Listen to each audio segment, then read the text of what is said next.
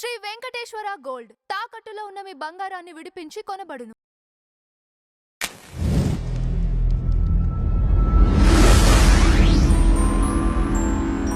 చెప్పిన వారందరికీ హ్మ్. వారి వారి చోటు మాత్రమే పూజలు ఉంటాయి. అవును. ఇప్పుడు అర్థమవుతుందా? అవును, నేను మీకు అదే వారి చెప్తున్నాను. చోట మాత్రమే పూజలు అందుకుంటారు. ఆ స్థలంలో మాత్రమే ప్రసిద్ధి ఉంటుంది. అవును. ఒక్క సాయిబాబా వారికి అదే. మాత్రమే అదే ప్రతి గుళ్ళోనూ ఆ. మొదట స్థానం ఆయనకి ఇస్తున్నారని. అయితే ఇక్కడ 2 పాయింట్స్ ఉన్నాయండి. ఓకే. ఒకటి బిజినెస్ పాయింట్ ఆఫ్ వ్యూ లో చేస్తున్నారు. Hmm. Free Ah. Temples from the government, free temples from the government అని ఒకటి ఎక్కువ అయిపోయింది. Free temples from the government అయితే మనం టెంపుల్స్ ని మేనేజ్ చేస్తామా లేదా జనాలకి థాటే లేదు. తిరుపతి టెంపుల్ ని మేనేజ్ చేయగలుగుతారా గవర్నమెంట్ నుంచి ఫ్రీ చేస్తే? ఇంటి పక్కన ఉన్న టెంపుల్ నే మేనేజ్ చేయలేరు. తిరుపతి టెంపుల్ ని మేనేజ్ చేస్తారు. ఒక బంతిలో 3000 మందికి ఫుడ్ పెట్టే అంత సత్రాన్ని ఒక కమిటీ సపరేట్ గా ఉండి హ్యాండిల్ చేస్తారా? చేయలేరు. So free temples from the government అనేవి ఉన్నాయి, మంచిదే.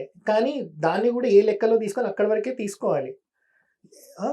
సో ఇప్పుడు ఇక్కడ ఏమైతుందంటే ఎండోమెంట్ ఒకటి ఉంది కదా. అవును.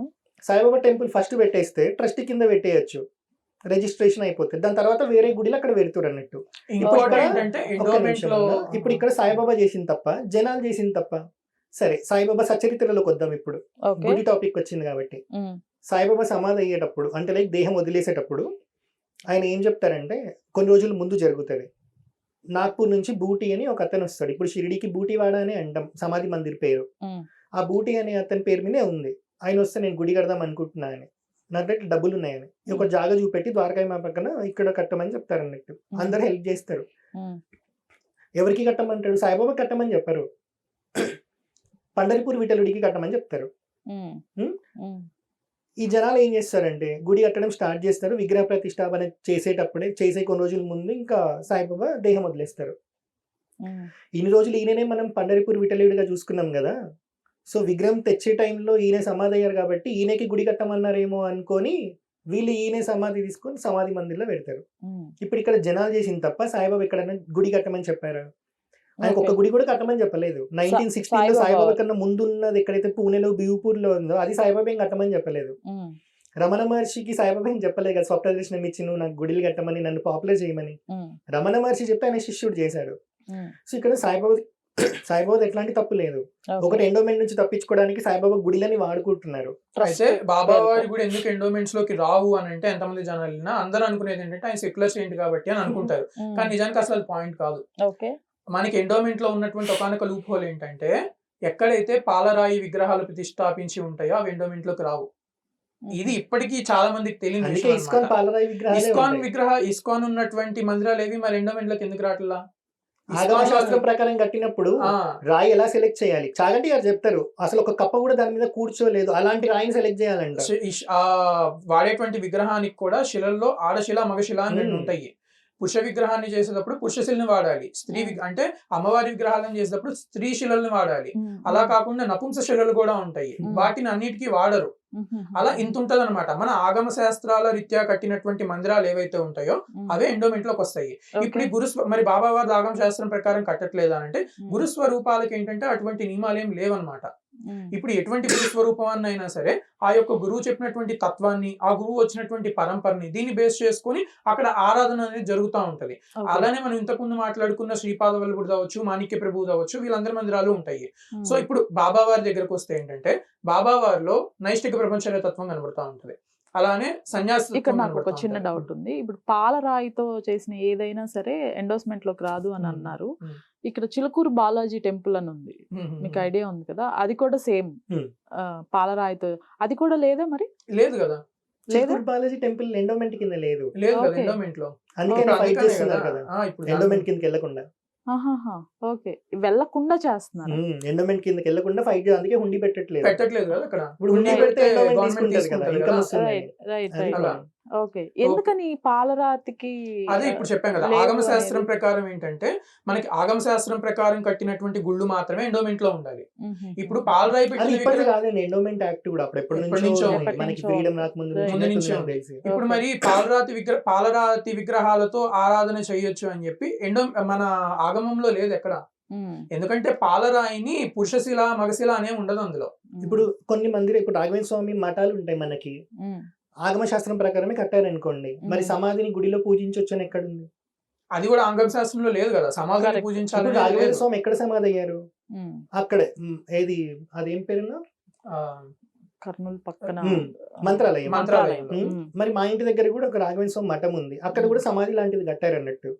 మరి సమాధి అనేది ఒక మనిషికి ఒకటే దగ్గర ఉంటది కానీ ప్రతి చోట ఎందుకు ఉంటది? అవును అన్ని చోట్ల అవ్వలేదు కదా. అవును. మరి ఇది ఆగమ శాస్త్రం ప్రకారం ఉందా? ఉమ్.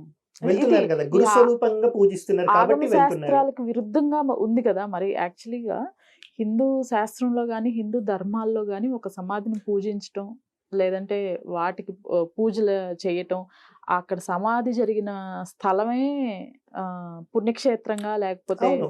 అది భావించడం మనలాంటి విరుద్ధం కదా. మీరు అది కంచిపీఠానికి పోతే ఓకే. జేంద్ర సరస్వతి స్వామి వారి సమాధి ఉంటది, కంచి పరమాచార్య వారి సమాధి ఉంటది, దాన్ని బృందావనం అని చెప్తారండి. అది యాక్చువల్ గా ఏంటంటే మనలాంటి మానవులకు అప్లై అవుతుంది, గురువులకి సద్గురువులకు కాదు. ఉండదు. గురువుల్లో కూడా స్థితులు ఉంటాయి.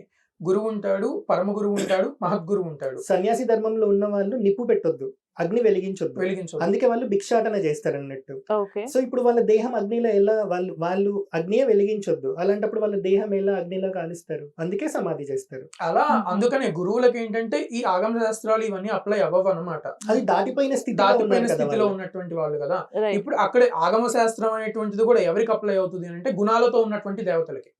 ఇప్పుడు ఏ గుణం లేని గురువుకి ఆగమ శాస్త్రం ఎందుకు అప్లై అవుతుంది?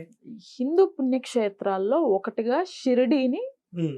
ఖచ్చితంగా తీసుకురావటం తీసు- వ్యతిరేకిస్తున్నారు. ఉమ్. ఎలా అసలు షిరిడీని పుణ్యక్షేత్రంగా చేర్చారు, ఉమ్. దీన్ని తీసేసేయాలి ఉమ్.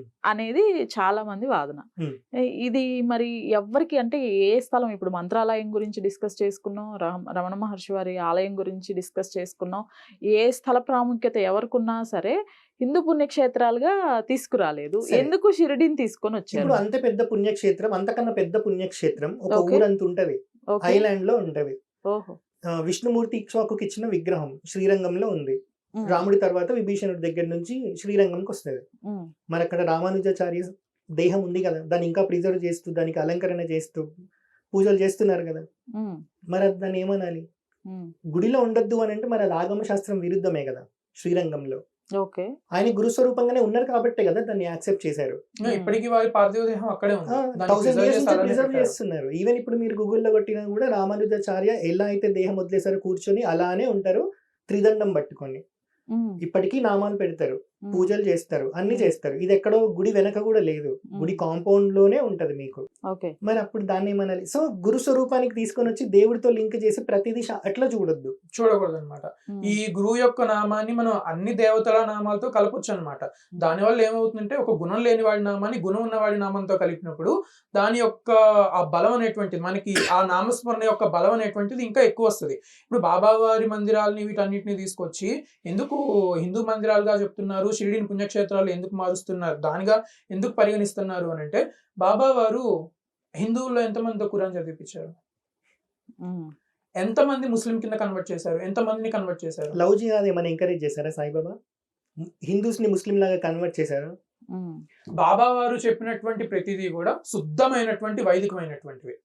అందులో మనం చూసుకుంటే బాబా వారు దాసగని మహారాజుకి చెప్తారు, నువ్వు సప్తాహం గనక విఠలుడి నామాన్ని నువ్వు పారాయణ చేస్తా అంటే, సప్తాహం చేస్తా ఉంటే, నామస్మరణ చేస్తా ఉంటే విఠలుడు వచ్చి నీకు దర్శనం ఇస్తారని చెప్తాడు. అప్పుడు దాసగని అడుగుతాడు, ఖచ్చితంగా ఇస్తాడంటే నువ్వు త్రికరణ శుద్ధిగా చేస్తే నా గ్యారంటీగా వచ్చి దర్శనం వారం ఇస్తాడని రోజులు చెప్తాడు. వారం రోజులు. కంటిన్యూగా. ఇప్పుడు అందరూ సప్తాహం అంటే ఏమనుకుంటారంటే వారం వారం అంటే గురువారం మొదలు పెడితే మళ్ళీ గురువారానికి అనుకుంటారు, కానీ నిజానికి కాదు.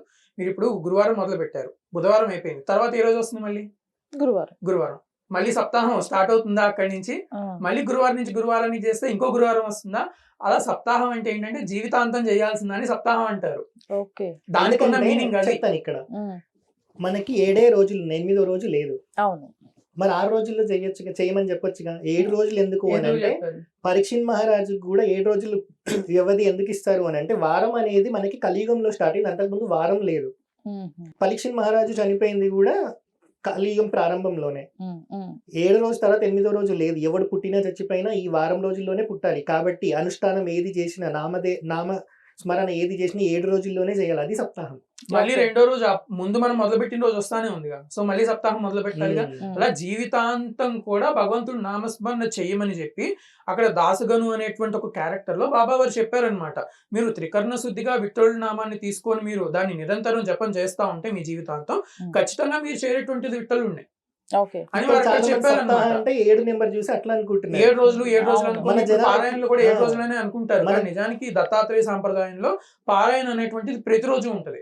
మన అయితే- జనాలు ఎట్లున్నారంటే కాశీకి పోయినప్పుడు కాయో పండు వదిలేయి అని చెప్తే ఆ, నాకు వంకాయ ఇష్టం అని ఒకడు వంకాయ వదిలేస్తాడు, లేకపోతే ఇంకో కాయ వదిలేస్తాడు. నాకు పండు అంటే ఇష్టం కాబట్టి నాకు వాడికి ఏ తిన్నది బుద్ధి కాదు అది వదిలేస్తే, లేకపోతే తినబుద్ధి అయ్యేది వదిలేస్తాడు. అది కాదు, గంగలో నువ్వు కాయ వదిలేస్తే పండు వదిలేస్తే నీకేమొస్తుంది? గంగాదేవి తింటదా? ఇంకో దగ్గర తీసుకొని పోయి సముద్రంలో కలుస్తుంది. ఏం ఉపయోగం దానివల్ల? సో కాయము అంటే శరీరము, పండు అంటే కోరిక. కాశీకి ఎందుకు పోతాం? చచ్చిపోవాలని, అక్కడే చచ్చిపోవాలని అనుకుని పోతారు కదా. ఎందుకు అంటే అక్కడ చచ్చిపోతే మోక్షం వస్తుంది కాబట్టి. సో మోక్షం రావాలంటే ఏం వదిలేయాలి? ఫస్ట్ శరీరం మీద ఉన్న వ్యామోహం వదిలేయాలి. ఈ వ్యామోహం పోవాలి ఫస్ట్ అని అంటే మనకుండే కోరికలను వదిలేయాలి. కాబట్టి కాశీకి వెళ్ళినప్పుడు కాయో పండు వదిలేయమని చెప్తారు. ఇక్కడ కాయ అనగానే మన వాళ్ళు కాయం తీసుకొచ్చిరు టెంకాయ లాగా, పండు అనగానే ఏదో ఒక ఫ్రూట్ తీసుకొని వచ్చిరండి. ఇట్లా ఉండదు. అందుకే సప్తాహం అంటే కూడా జీవితాంతం చేసేది అని, 8వ రోజు లేదు కాబట్టి.